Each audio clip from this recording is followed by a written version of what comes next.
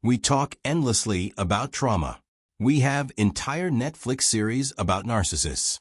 We have Reddit threads, therapy TikToks, and 12-step programs dedicated to people who take too much. But nobody ever talks about the other kind. The ones who cannot bring themselves to take anything at all. Almost invisible. Quietly suffering inside a persona that looks remarkably like competence. They are the people who would rather drown in silence than wave for help.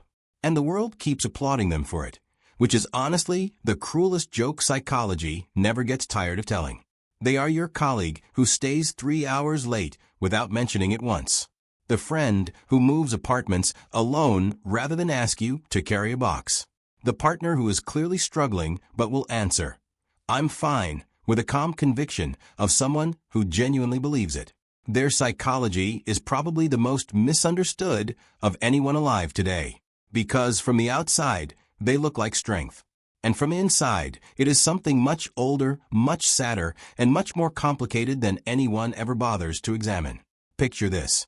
It is 1994. You are 7 years old. You scrape your knee on the driveway, and you look up, and there is nobody there. Not because your parents are bad people. Because they are tired. Because rent is due. Because the emotional bandwidth ran out somewhere around 1991, and nobody noticed it was gone. A study published in the Journal of Child Psychology and Psychiatry found that children who consistently received emotionally unavailable caregiving by age 6 showed measurably higher rates of self-suppression and need masking by adolescence, affecting approximately 34% of the sample population. That is not a footnote. That is a formation. Because here is what that 7-year-old learns standing alone in the driveway. Needs are inconvenient. Needs make people uncomfortable. Needs, if expressed at the wrong moment, make the people you love look exhausted and guilty. So you tuck the need back in. You learn to pretend it was never there. Picture this. It is 1998. You are 11. You figure out how to make dinner from whatever is left in the cabinet. Not because nobody loves you.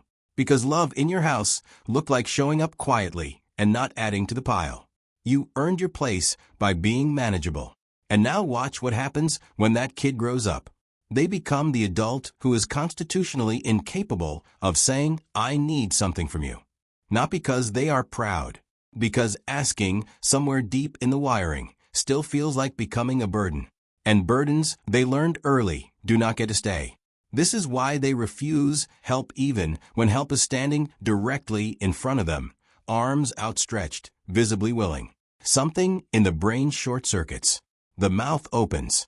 The words rearrange themselves into "no, I've got it," before a single neuron had time to vote otherwise. Picture them at work. Project deadline tomorrow. They have been awake since 4 in the morning. A coworker asks if they need anything. They say, "I'm good, thanks." They are not good. They have not been good since Tuesday. But the words come out anyway, automatic, practiced, polished to a shine.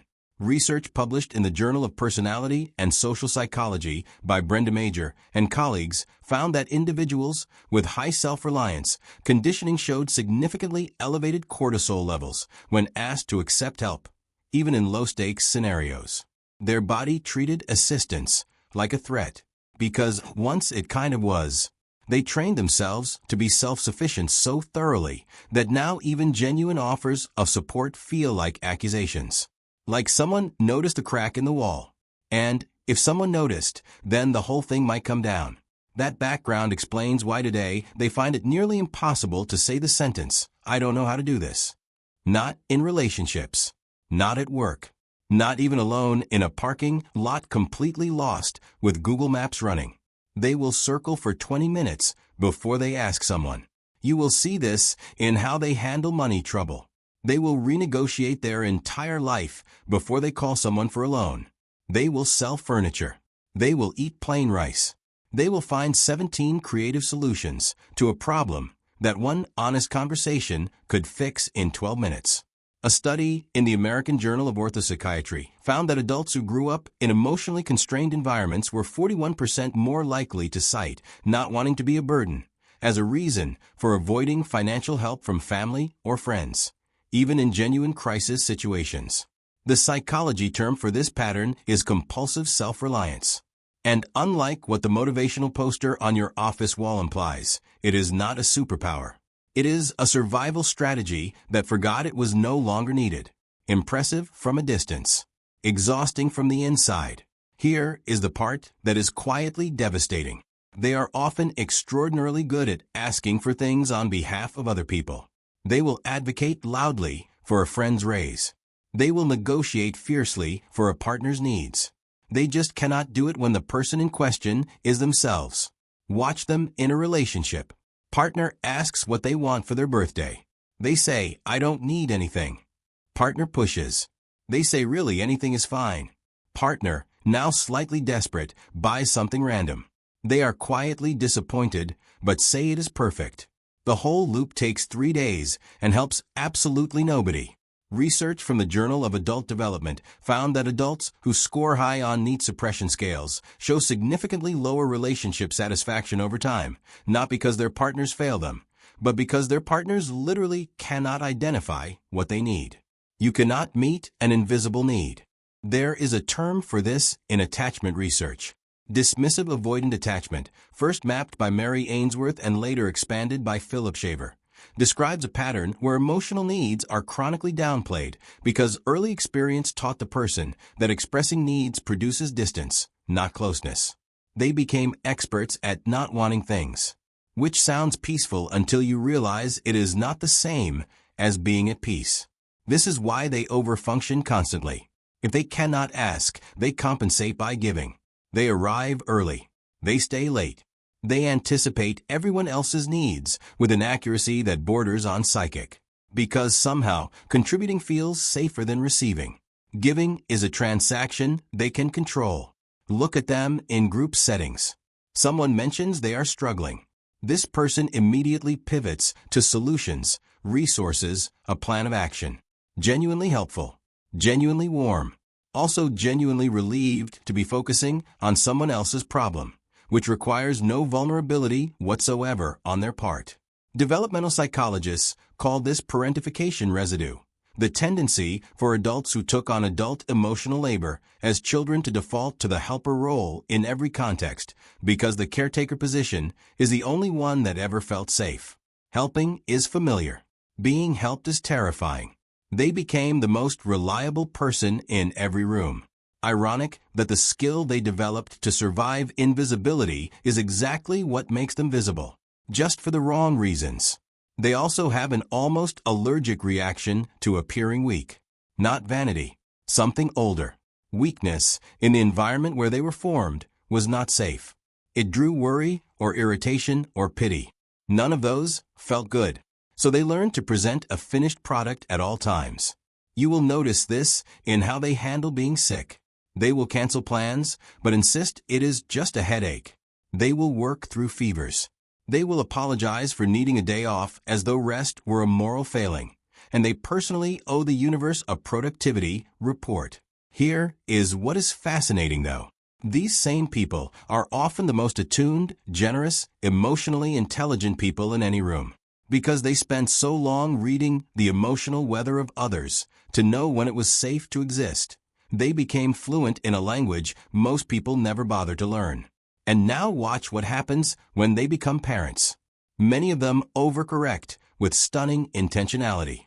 They ask their children what they feel. They validate every emotion. They create space they never had. They are building the room they needed and never got, one conversation at a time. But here is what they lost along the way. Reciprocity. The easy warmth of being cared for without performing gratitude so aggressively that the person caring for them feels evaluated. They never quite learned how to receive love without immediately trying to pay it back. What makes them quietly remarkable is that they are not bitter about it.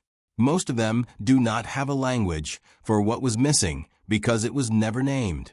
They just know they are tired in a specific way, a way that rest does not fix, a way that has a shape. They are the load-bearing walls of every structure they are part of. Family, friendships, workplaces. The thing everyone leans against without realizing it is even there, assuming it will hold, never once asking how it is doing. and load-bearing walls do not get much attention. Nobody photographs the wall. Nobody dedicates a toast to the wall. The wall just stands there, doing the invisible work of keeping everything else upright. The bravest thing they could ever do is the smallest thing imaginable. Open their mouth and say, actually, I could use some help with this. 5 words. 40 years of rewiring. And somewhere out there, someone is ready to listen the moment they decide they are finally worth asking for. If this hit home for you, if you recognize yourself in the person who fixes everyone else's problems while quietly drowning in their own, or if you recognize someone you love in these paragraphs, share this with them. Sometimes the most important thing is just being seen. Please subscribe, and if you want to support these deep dives into the psychology that nobody talks about, hit that join button to become a channel member. More of this is coming, and it only happens because you show up for it.